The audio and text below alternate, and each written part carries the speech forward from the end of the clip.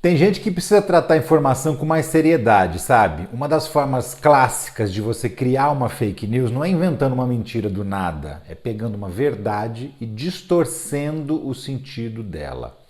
Essa é a técnica clássica das fake news, é aquela pimenta que você coloca que faz toda a diferença. Quer ver? A notícia agora é sobre o rombo dos cofres públicos. A última atualização do relatório de metas do governo é que 2023 vai fechar com 203 bilhões de déficit, ou seja, o governo vai gastar 203 bilhões a mais do que a arrecadação. Isso é uma má notícia? Claro que é uma má notícia. Déficit nunca é uma boa notícia. Mas tem alguma novidade nisso? Pois é, também não tem nenhuma novidade. Esse é o ponto onde eu quero chegar. Vamos fazer as contas juntos que você vai entender. Em abril do ano passado, o Bolsonaro mandou para o Congresso uma proposta de orçamento para 2023. Abril, anota aí. A previsão era de um déficit de quase 66 bilhões de reais, com salário mínimo de R$ 1.294 e Bolsa Família de R$ 405. Então já se sabia que o Brasil teria esse déficit de 66 bilhões de reais. Vamos em frente. Depois que o Lula ganhou a eleição e foi olhar o orçamento, o caixa estava, sem exagero da minha parte, zerado. Não tinha dinheiro para farmácia popular, não tinha dinheiro para medicamento contra o câncer, não tinha dinheiro para Minha Casa Minha Vida, nem para o Bolsa Família de R$ 600. Lembra que era 405? Não tinha um tostão além do que já foi comprometido com salário, água, luz, internet, combustível, ou seja, a estrutura da máquina pública. Numa articulação política do Lula, o Congresso aprovou a PEC da transição. Lembra dela? A PEC da transição era uma autorização para o governo gastar mais 168 bilhões, porque senão não teria governo, não teria dinheiro para nada. Então, 66 bilhões previstos pelo Bolsonaro, mais 168 bilhões da PEC da transição, o total do déficit deveria ser de até 234 bilhões. Mas aperta daqui, estica dali, o Congresso aprovou um déficit de 231 bilhões e meio para 2023. Então, fazendo uma conta simples, o ano vai fechar com um déficit de 28 bilhões e meio menor do que o previsto. Então, esse escândalo todo é em cima de uma falsa polêmica.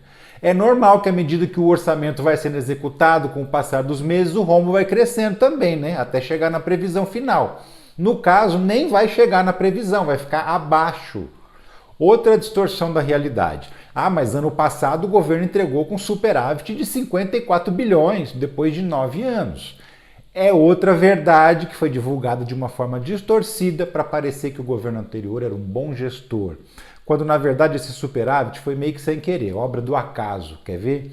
Primeiro, você se lembra até onde chegou o preço dos combustíveis no ano passado, não lembra? Pois é. O que isso provocou? Um lucro recorde na Petrobras. E ela distribuiu esse lucro na forma de dividendos aos sócios. A estatal triplicou o dinheiro que distribuiu para os acionistas e o governo sozinho levou 72 bilhões de reais. Se ela triplicou, significa então que são 48 bilhões de reais de dinheiro a mais do que o normal, dinheiro atípico. O governo vendeu a Eletrobras, 34 bilhões de reais. Outro dinheiro que entrou no passado não vai entrar nunca mais, ou seja, outro dinheiro atípico. 48 mais 34 é igual a 82 bilhões de reais de dinheiro que entrou fora da previsão. Por último, o governo Bolsonaro pagou só 39 bilhões de um total de 89 bilhões de reais em precatórios, que são aquelas dívidas vencidas que não tem mais para onde recorrer, tem que pagar. Só que o governo pendurou 50 bilhões de reais, deixou para pagar esse ano.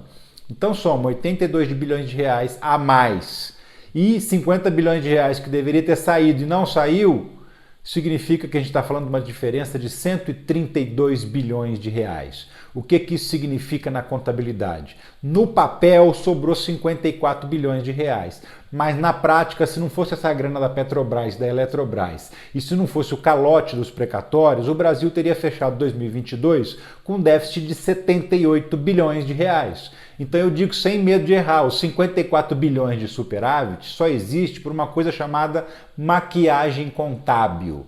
Só para sair na manchete e distribuir essa manchete para o seu tio pelo zap. Pode chamar de passapano, estou acostumado, tá? Analisar e destrinchar a verdade agora tem outro nome para quem não gosta dessa verdade. Passador de pano. Que seja então, mesmo com esse apelido, eu prefiro ficar com a verdade.